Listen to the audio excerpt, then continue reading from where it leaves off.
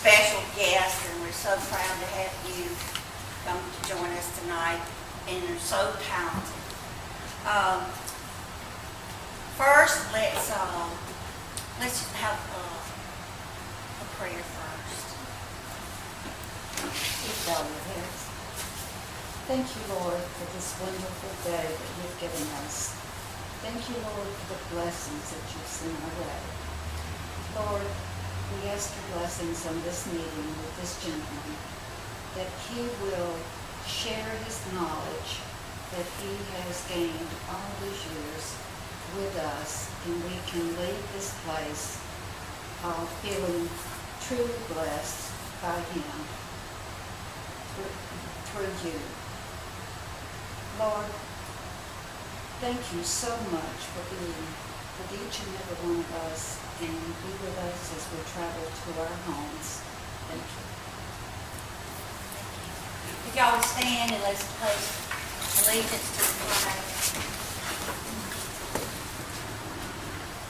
I pledge allegiance to the flag of the United States of America and to the republic for which it stands, one nation, under God, indivisible, with liberty and justice for all. Sorry, I'm nervous. You probably sit up there longer. But anyway, let's see. With the minutes, Frida sent the minutes which she wrote, and in essence, she's talking in detail about the burnt church gathering that we had last month. We felt as though it was very successful, and we appreciated any and all of you who got to go. It was just a lot of fun, and not only did we learn the history of burnt church, but we also really enjoyed the fellowship. And I really appreciated everyone's help. We volunteered. We did a lot with only a few people, but I felt as though it was very successful. And many people came up to those of us who did attend and told us that we want to do this again. This was so interesting, and it was so much fun. Many of the attendees had never been inside the church, and that alone almost was worth the visit out there, because it's so simple in style, and the pews are the original pews and that sort of thing. It was just a very special event. And then also, of course, Brian was the leader in having the Holocaust survivor come in earlier this week, and they had great attendance. The gentleman who spoke, Eugene, I don't know if I'm pronouncing this correctly, but Schoenfeld is wondering if perhaps sometime in the future, if we would like to have a banquet and would like to sponsor his visit again here, then it's something for us to think about. But I know several of you went, and when I checked in with you after I returned here, home, you told me that it was actually a wonderful, wonderful talk. And so those of you who heard him speak, if you think that's something worthy of us to think about, having him come again for perhaps an older audience, then maybe we can consider that. Also, while I'm speaking, this really falls under new business, but this notice came in the mail to us from the Lowndes County Historical Society.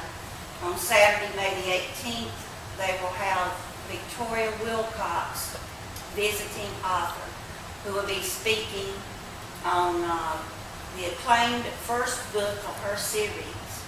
And the title of it is Southern Sun, The Saga of Doc Holliday, Book 1, Inheritance. So if any of you are interested in doing that, it'll be Saturday, May the 18th at 10:15 at the museum, which is in the old Carnegie Library just west of downtown Valdosta. they always have nice events. And Jennifer, our treasurer, would you like to just tell us what we got in the bank if you like? The only thing that we've had, we've sold a few things, some books and things like that, and I sold some items at the burnt church thing. We ran the Holocaust through our books, and Brian put in what he paid out. And there was one check that I had to void, and so when I first got here and was doing it, I said, this just doesn't sound right. I have $87.67. This is not right. And I'm over here, y'all see me over here, what's going on? But because of that voided check, we have $587.67. Wonderful. So that's what we have in our balance. Great. And I know some of you also contributed through the Historical Society for this event to take place, the Holocaust speaker coming, and we greatly appreciate that also. We also are thinking about having a meeting, and we want to call it a planning meeting sometime in the near future, and talk about a membership drive and possible programs that we can have, not just our monthly meetings, but some special, maybe perhaps a couple more special meetings or gatherings that, that would include a greater audience, perhaps held outside of the museum, that would introduce, if not reintroduce, people in the community to other historic places, in our community. So we're thinking about that. And my question to you tonight is, do any of you have a suggestion about, or give me an idea, if you'd like to be part of the planning of these sorts of things, and at least part of the discussion? Do any of you have a special time that might be better than another?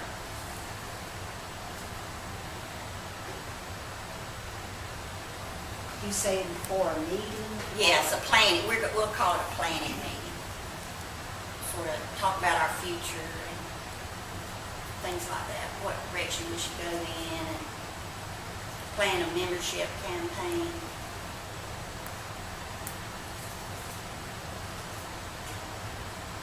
Well, would it be better to have it late in the afternoon as opposed to an evening meeting? Would y'all like that better? And when I say late in the afternoon, I mean maybe 5 o'clock, something like that. That way, I know Brian's sermons perhaps can come, and, or, summer's coming up for him. Days are getting longer. Yes, that's nice. We can drive and stay out late. Late for us. Well, would you like for me just to call some of you and work on Why that? don't you just set a time and tell us to be alright. there? All right, let's see. I started clearing my calendar, so let's see.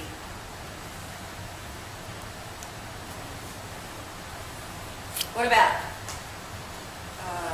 about a week from today, Thursday, say 5 o'clock? Would y'all like to meet here? All right, let's do that then. 5 o'clock on the 16th here at the museum. And I hope some of you will be free to come and share some ideas, and we can do some brainstorming. All right. I did not really ask for your vote or of acceptance of anything. Is that all right? All right. Well, Shirley Banks and I both have met our visitor and speaker, and had a wonderful time in his home, which is phenomenal. So much history in Abe's home. And I've asked Shirley to be his hostess, and of course she's a phenomenal hostess. And so I also asked her if she would not mind introducing me, because we have learned that so many interesting things about this gentleman and his family who've lived right here in Lanier County for so many years. Just wonderful, wonderful people.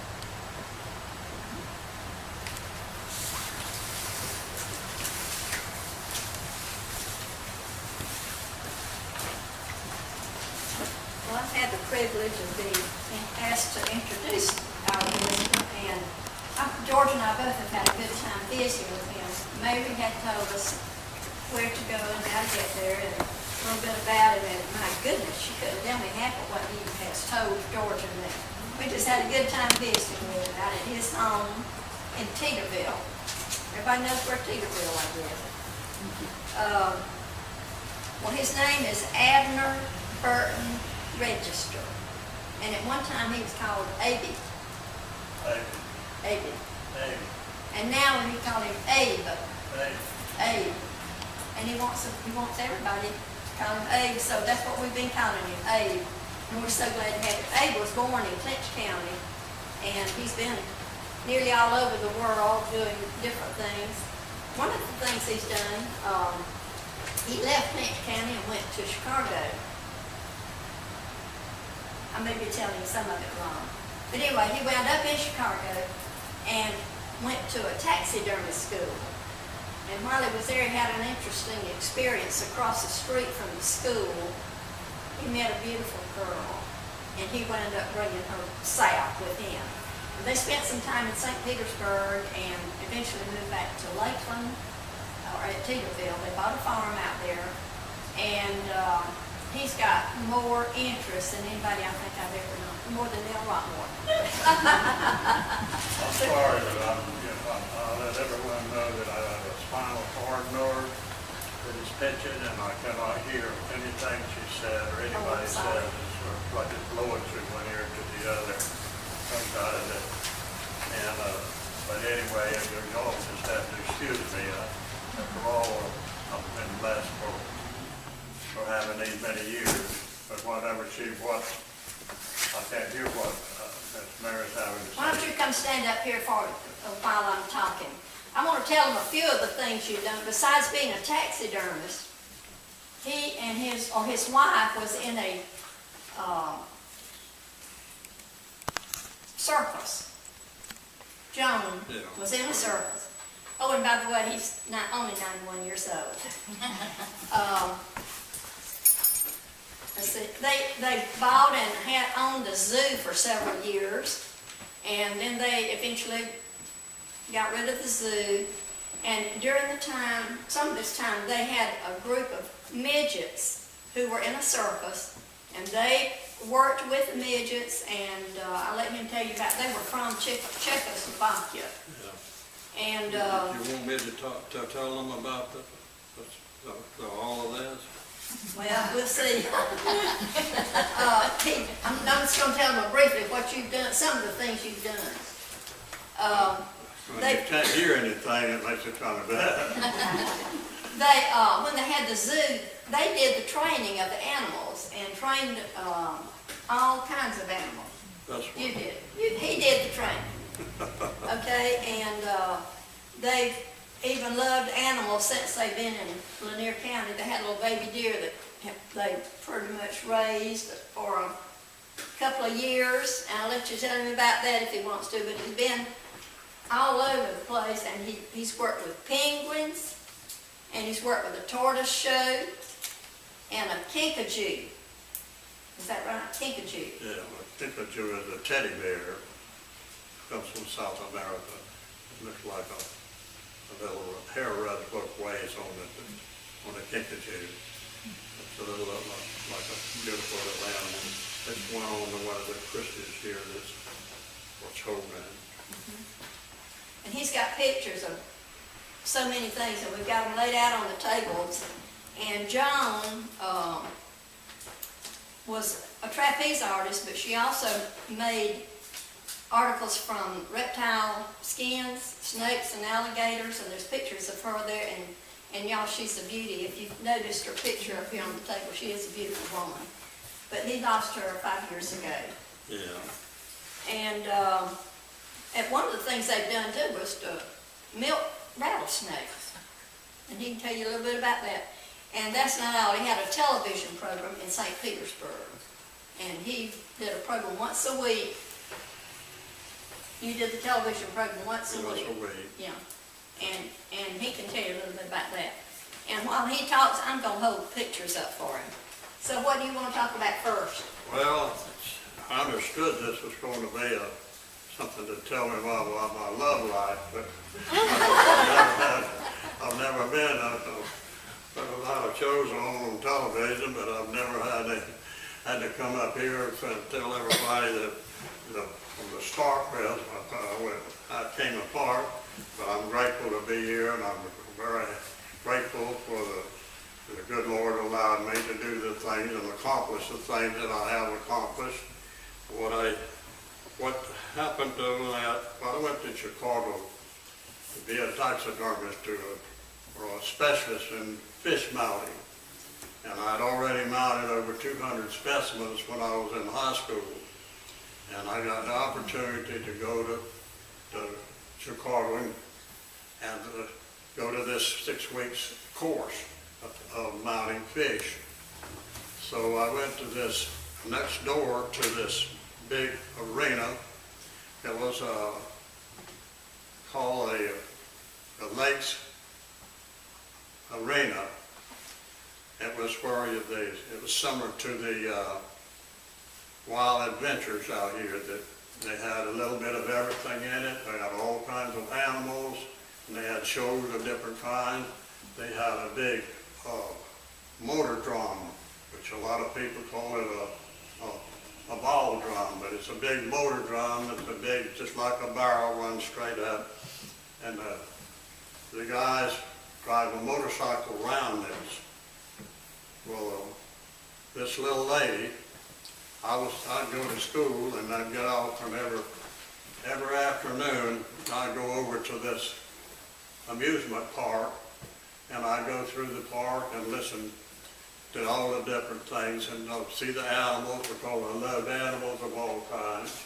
And when I got off, I was amazed that they had a big lights flashing everywhere on the front, and loudspeakers going. This beautiful lady that holds a world record for one-arm pull-ups with one arm, falling over her arm 382 times with one arm, and a beauty queen and a queen of the airs and a trapeze artist.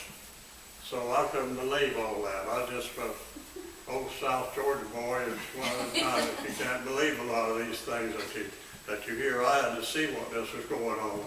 So I'd go up there every day. What you do, you had a stairway went all the way around this big, it's just like a big open box, but it was round. And these guys would get on the motorcycles, and then two of them would go one way and the other would go the opposite way, and they would crisscross. So when this little lady that came in from the Shriners, she was booked through the Shriners, and she put circuses all over, and she was booking only through Shriners, to where she would do shows for the Shriners. And every show that she did, the first show that she did with the Shriners was donated back to, she never, on the checks, they're all at home yet, she had never cashed those checks.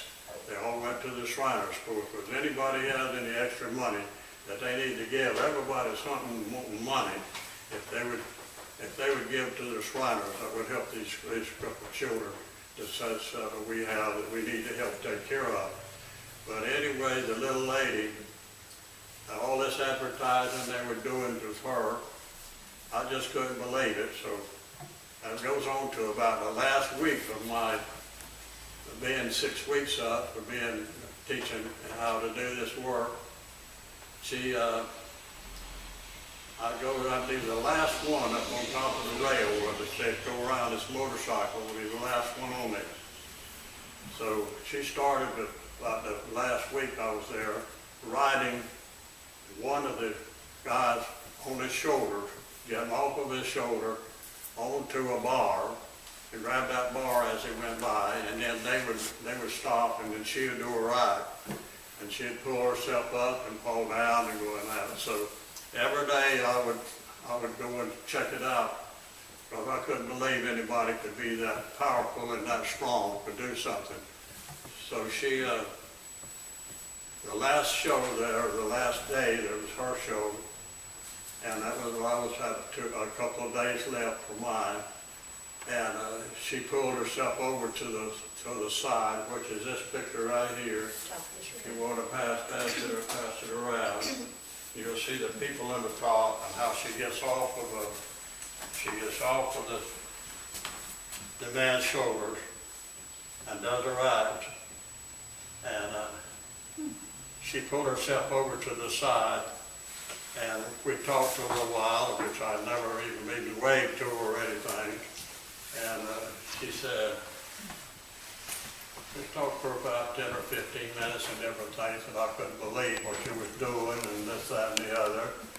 And she said, would you like to go to dinner?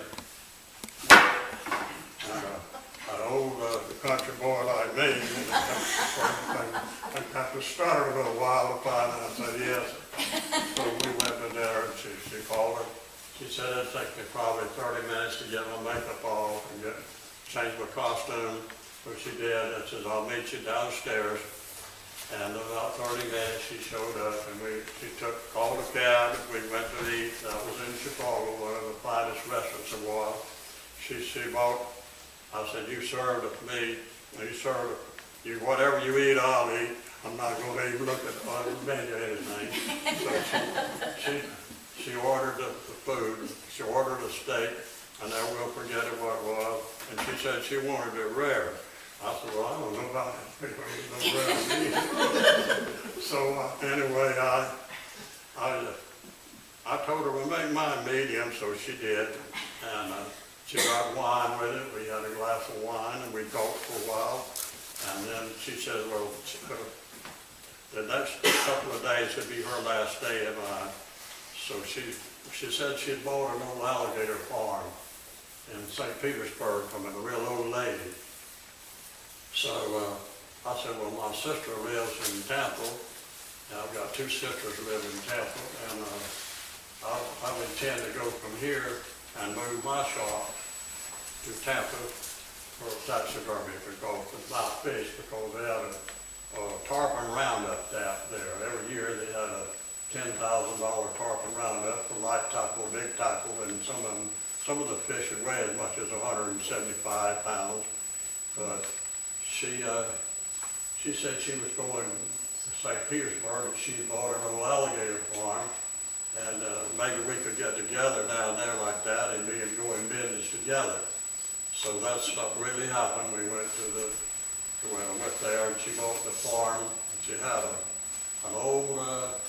this old lady that owned the place. She had a black boy that had been taking care of their animals. She had a few animals, and she had quite a few, one or two crocodiles and a few big alligators. And so she asked the black man if he was still had to take care of the stock while she was when she was getting everything ready and rebuild the thing. So the two of us, we rebuilt the whole ranch, started building it. And in the meantime, we're going to build new sections for the crocodiles and the alligators to go.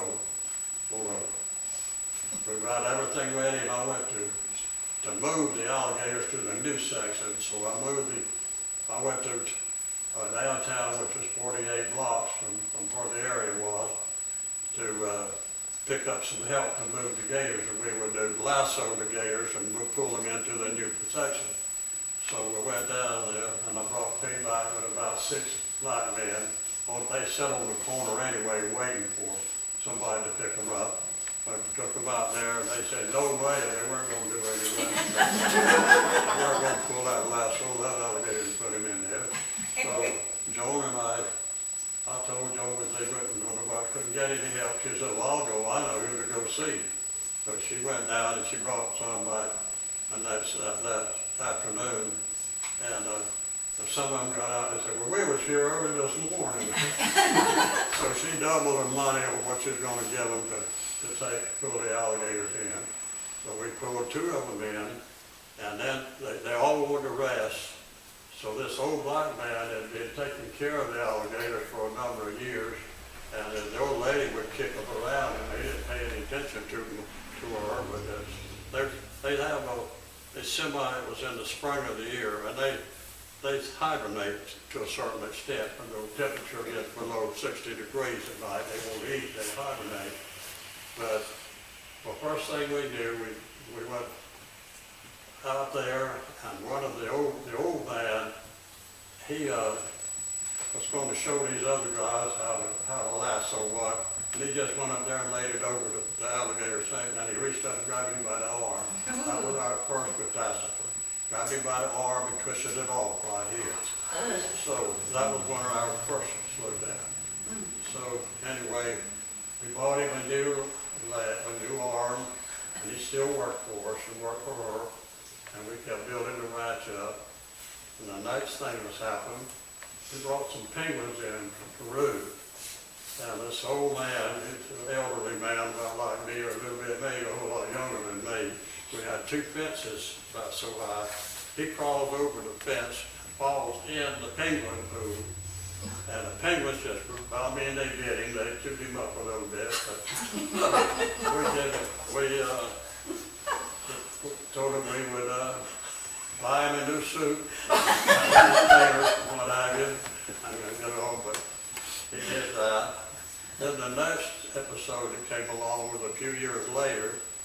We had a big ostrich pen which laid a lot of ostrich eggs, and this couple come in, and she had a long set of diamond earrings hanging down, and there's 3 pens with a big sign, keep out, all this. They were laying eggs and fixing to set. So this lady climbed over these 3 fences, and there was people everywhere there, and people that went with us. She gets over there and sticks her head underneath a rail like this, a fence rail that puts on there. But they were this wider, very similar to the plastic rails that we have here, fence rails. She stuck her head under there, and this big male ostrich comes up and just takes a diamond earring that bottom of the glow ball, bites it off, and swallows it. So 6 days later, I recovered a diamond earring. But I couldn't get that little piece of the ear was not on. But anyway, she got her diamond earring back, and that was some of the most exciting things that we had over the things that and This is something John made, bags yeah, and things she out made of alligator and snakeskin merchandise after the zoo closed. And what happened to the zoo was that Interstate 4 went right through it. It took 500-foot frontage, and those Interstate 4 is what it was, went through it. They had, they told us a year, or 18 months before, that they would go across the road on the other side of the street. And it was 48 blocks from the heart downtown of St. Petersburg. But they went to court, and we went to court, and all the ones on one side, the one on the other, opposite side, there was 35 motels from 98th Avenue to 20th Avenue. And there was that many motels on there that they would have to get rid of. So they went to court and made it split right down the middle. So that's what they did, and that's how we lost the zoo. And when you have 600 animals to feed, I brought 600 in at one time, but we probably had at least 2,000 all told that we had. We had chimpanzees, we had orangutans, gorillas, gibbons, all of the ape family. That's the anthropoid ones. A lot of people will say, look at the little monkeys. Well, they're not. If it's not a chimpanzee or a gorilla or orangutan or a gibbon, it's an ape. The same as ours. We belong to the ape family. So anyway, that's part of that story. And they had a lot of these different animals that I had that I brought in from Africa was some that you had to really take good care of.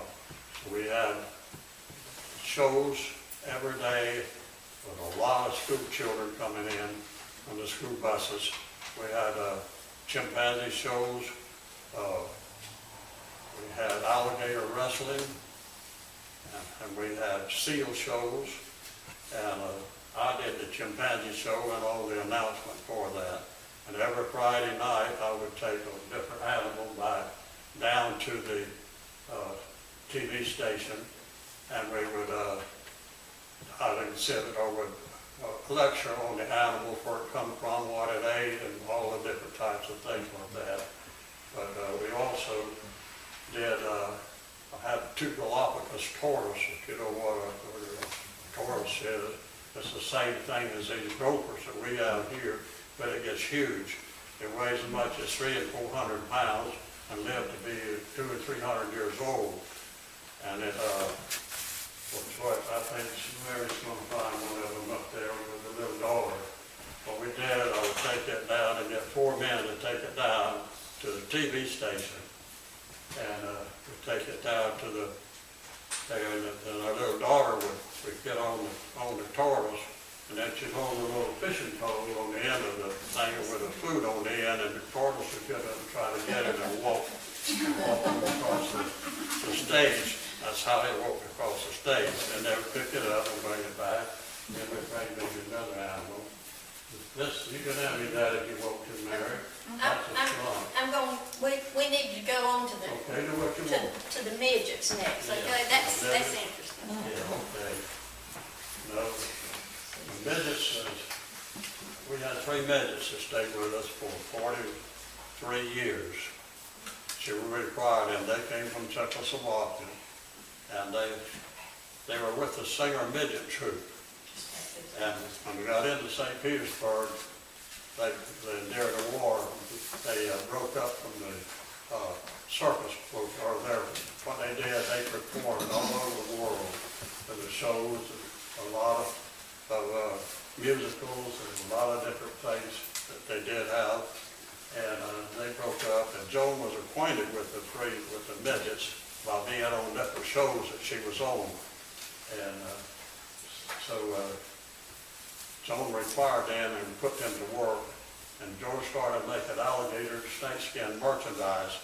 And then we had them doing the lacing. They did the lacing on the edge of each one of the things. And they stayed with us for years. And then the zoo closed, we moved them with us. We moved them, and we built the houses that had a little furniture for them to make their own. I think the tallest one, Christy, was probably, I think she was 4 feet 1 inch as taller, and the others were smaller. But I taught Christy how to drive, and she scared me a few times, especially pulling out on 6-lane highway. She had a 57 Chevy, that little 2-door Chevy that was different colors, it was nice, and I built the pedals up, the accelerator and the brakes and all, and taught her how to drive. But she was a wonderful little person, of all of them, over just as nice as they could be. Because you won't find anybody any nicer than they were. We're just like our own children, but we had adopted them. We never did adopt them, but they just worked with us. But they both passed away from out here at the farm. And I'll tell you about the farm when we get to with all this other stuff in here. Tell them about how you train the chimpanzees. This is one of those chimpanzees that I checking his teeth out. In fact, I pulled the baby teeth out. This is one where they were so little that you could show her the one how little they are with Joan with the babies that's holding them. Yeah, okay. You know what that one is? This is one where the chimp's checking his mouth out. That's a little picture of the chimp. That's me on that side. I'm checking his mouth out because he was having trouble eating.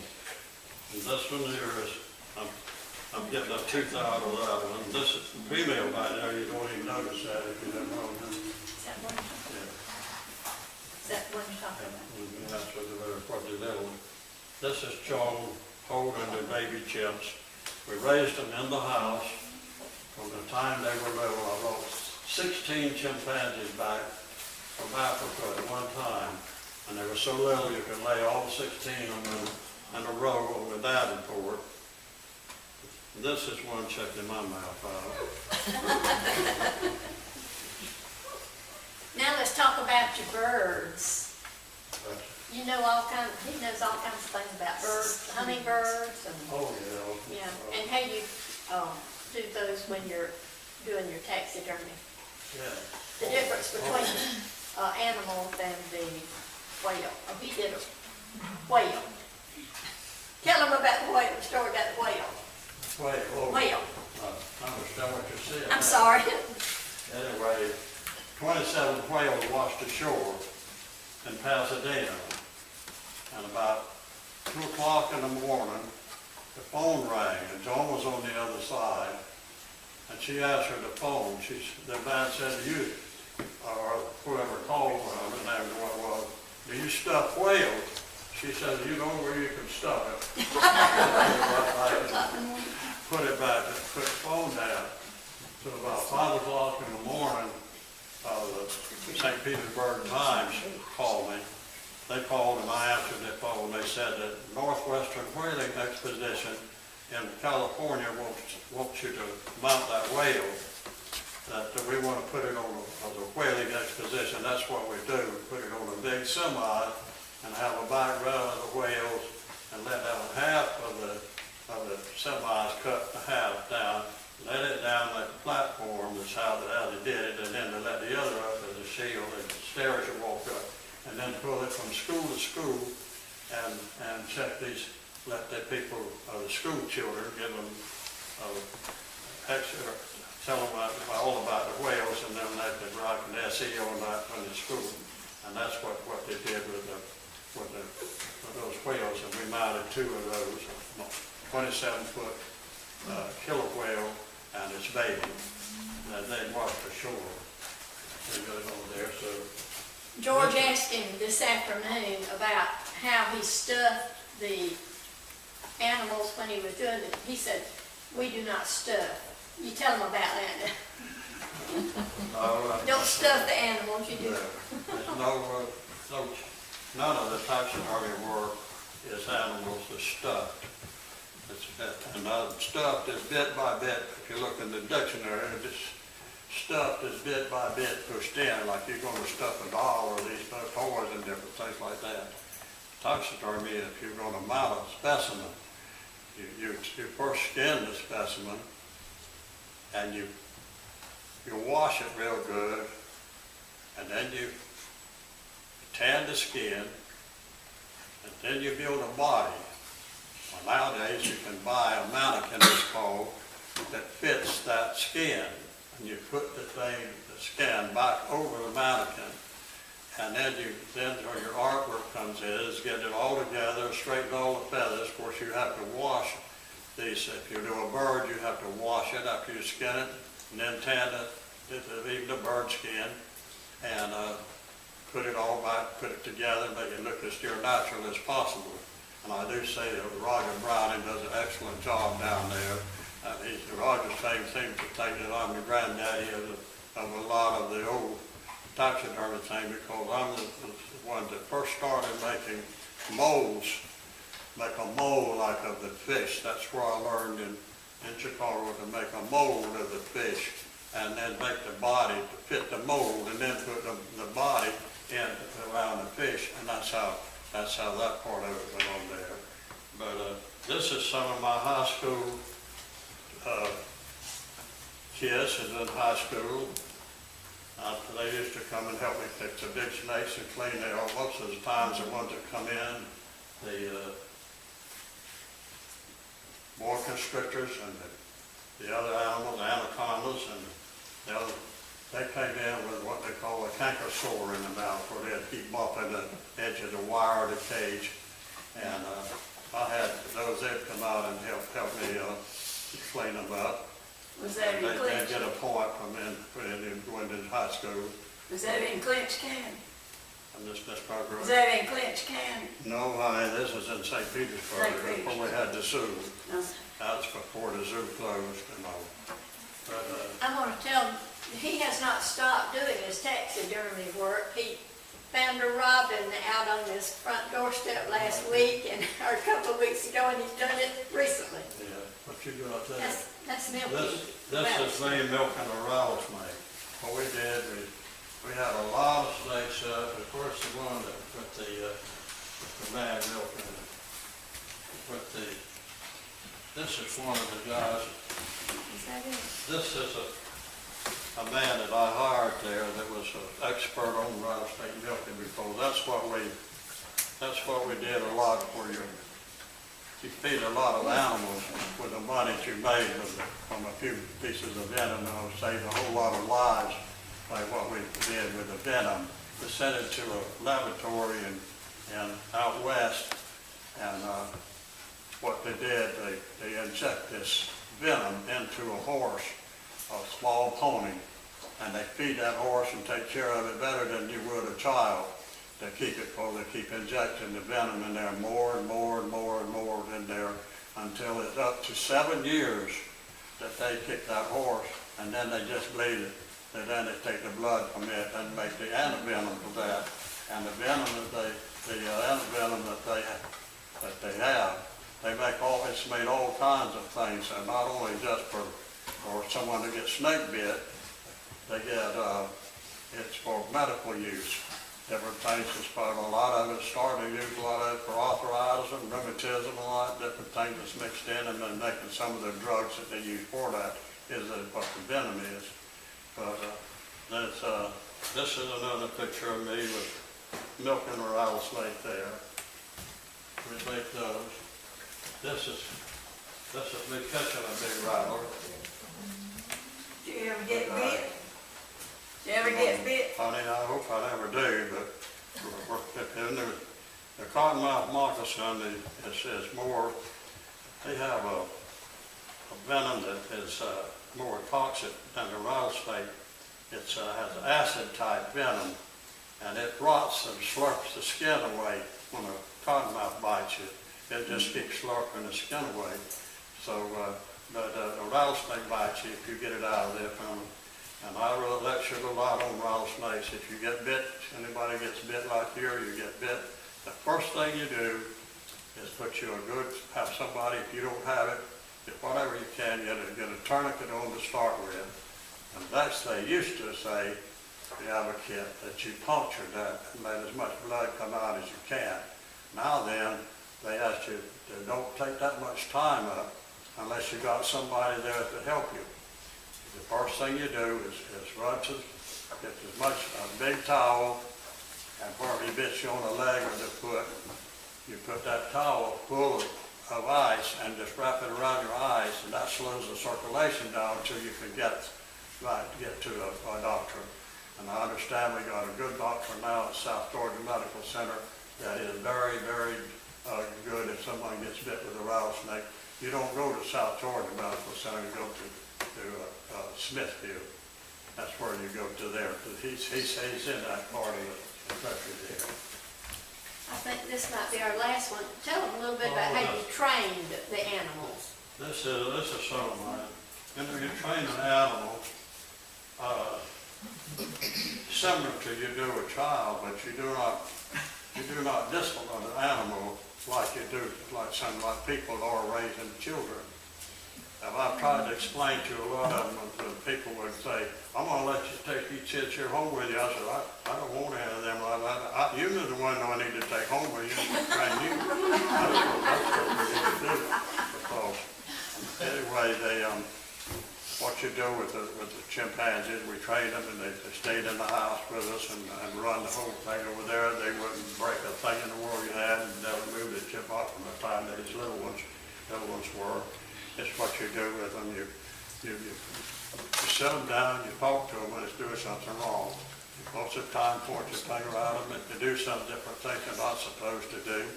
The same as you would with a child. Don't spank a child. If he does wrong or anything and you told him anything that, you're punishing him by not spanking him. Most of the time, you can take that much water in a glass, and it only takes 1 or 2 times to push in your face like that. They'll listen to you. And children will do the same. The child throws a tantrum and falls down on the floor and kicks it and raises a sound like that. It only takes 1 time. If you do it early, when he first starts that, He put that on there one time, and he won't, and you have that glass of water sitting around him, bro. He'll just straighten right up and start with. He'll rush and get up from there. So if you don't believe it, if you have any grandchildren, you just let them do that. But I don't believe it. I think a lot of them could learn something if they tried using the water thing. That's one of the main things we had. We had school bus load after school bus load of children come to the zoo, and we had the shows that going on and that. And I never will forget, we had one little lady, a whole school bus load of them, and they were black kids. And they had on the sidewalk, they had about 2 miles of sidewalks that they're walking to see for the whole zoo.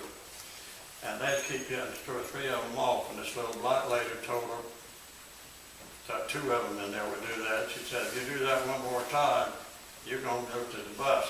I said, how are you going to send him to the bus with all these others in here? She says, I'll show you. So they got off again. She took their heads like this and bumped them together that way like that. And then they sit out on a bench over there. And that's the way they went to the bus. They said, oh, fine. Let's get the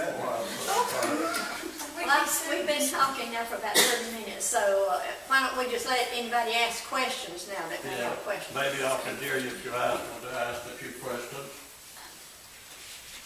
Did you ever go on the road with one of your trained seals and just tour around, put on shows? What's that? Did you ever tour around with a trained seal and go to one town, then the next, just touring with your seal? I never trained them, and I just sent them to the ranch. Now that's what I did with my daughters. She was 2 years old, and I had 2 seals, and that was part of the show. She would open the gate, go in there, and they'd come out of the pool and come by her and go out to in the arena, big stage that we had where we put the shows on, and she'd go out there, and she was 2 years old, she'd throw the seals, this big ball about this big, and they would throw that ball to one sit on the pedestal here and one over here, and she would kick this ball. They would kick the ball from one to the other and then kick it to her, and she'd show it back to them, and that's the way they worked for that. That was fun. This is a slump. That is called a slump. That's one of John's pocketbooks. And you know what a slump is? No, sir, I do not. That's an unborn calf, and the hair will rub either way you want to. You can go to the abattoir, and even you can go to any abattoir, and I think that 10% of them will have babies in there, and they skin that skin. They skin that baby, and they send it off to get the hide is tanned, and then it's used for making all types of different things. But most of it is used for making pocketbooks. But then there's the skin lady, and this is what, if anybody wanted to see it, I don't think anybody's seen the swamp skin. I asked about the seal because when I was just a small boy, a guy would come into town about every 2 or 3 years with a trained seal and bounce the ball around. I don't know if anybody else in here remembers that or not. Right. But they can take that ball and throw it up in the air like that, and the other one over here will catch it, and the other one throw it back in there and throw it to Patricia, and she'd try to catch it, but 2 years old, she didn't do too much of doing it, but she also rode did you sign the picture of her riding the Taurus? I passed it around. I did. 300 pounds. Shirley, did they just have one child? They've got 3. Okay, has anybody else got questions they'd like to ask? Shirley, does he have animals now? Any animals at home? Do you have any animals at home now? No, I don't have any animals. I've had people give me, I've owned every kind of a dog that there is. I owned the largest dog in the world and I had the smallest pony in the world. And I've had all the little ones, the big ones, and I said, I've got to the age that people bring a dog. I said, if I can't take care of it, and take care of it like it is. If it got sick and I couldn't take care of it, I don't want a dog. And taxidermy is the oldest art known. It's found in the caves of all the kings and in Egypt and the tombs. That's where taxidermy started. It had animals about it with the kings and what have you. And that's some of my work right there when I first started with that. We got more questions? Did any of his children go and follow that business? Did any of your children follow your business? No. Most of kids that have people that have kids, they don't want any part of what your business is.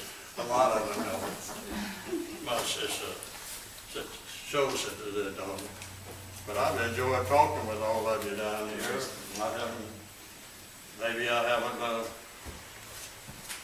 I could have probably done a little better a few years ago, but mine don't go when you get 91 years old, it don't all come up, but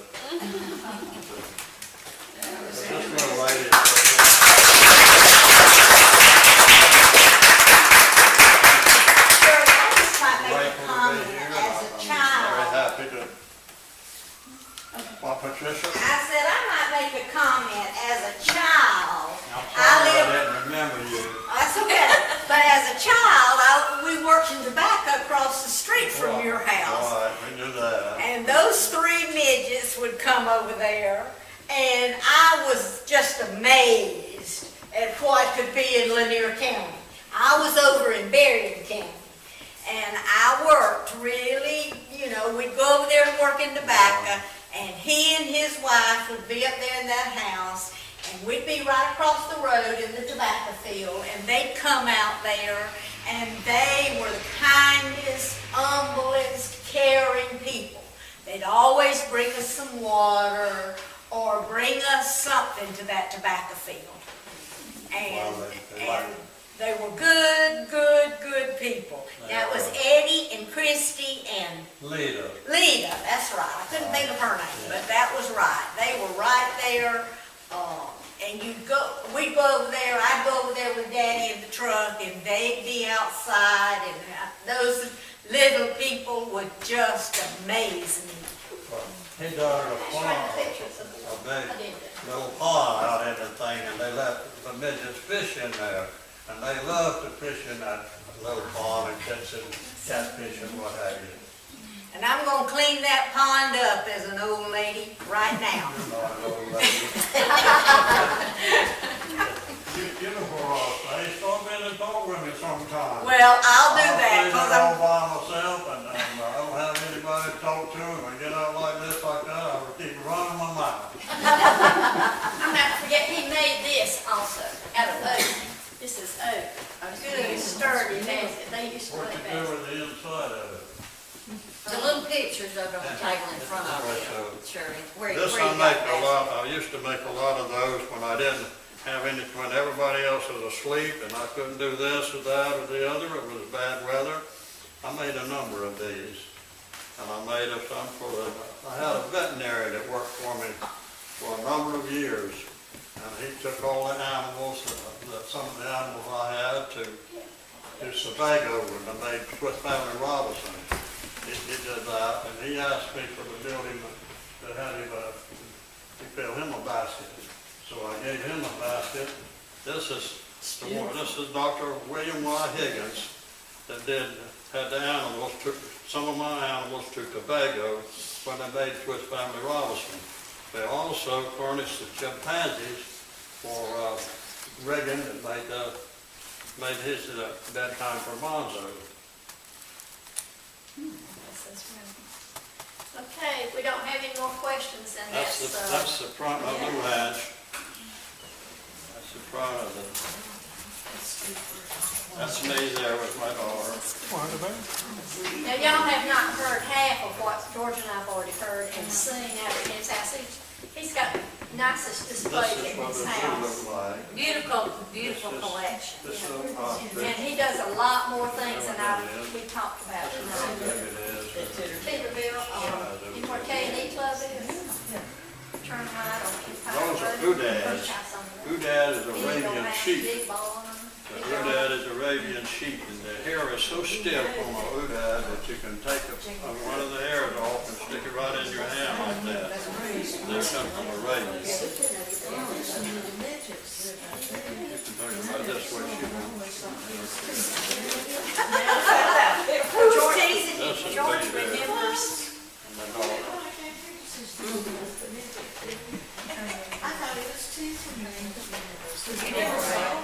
This is the front of the zoo. Mr. Register, how long were you and your wife married? How long did your marriage last? Well, we had 58 years. Oh, goodness. 58 years it lasted.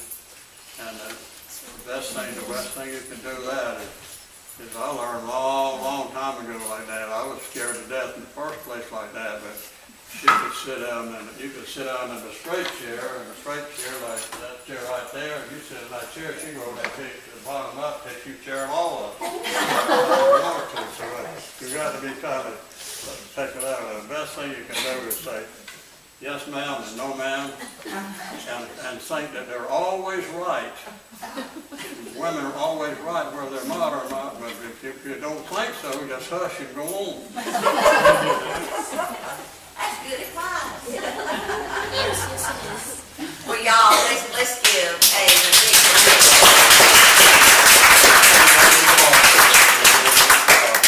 and anyone is welcome to call Abe, register in the local phone book, and go visit, right?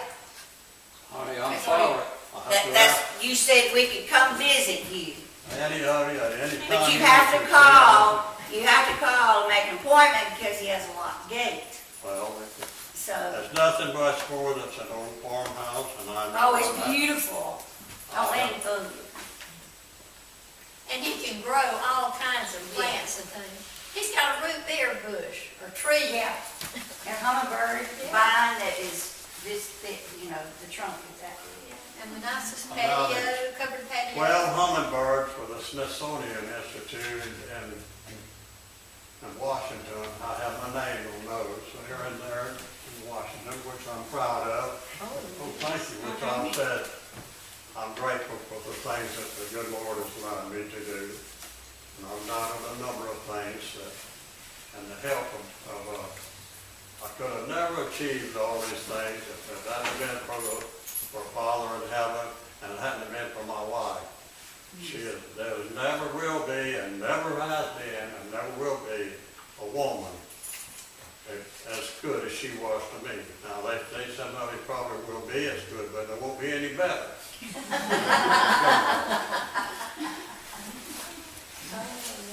Well, thank you again. Thank you. We all just enjoy seeing all the articles and pictures because you did not see all of them. Great to see you.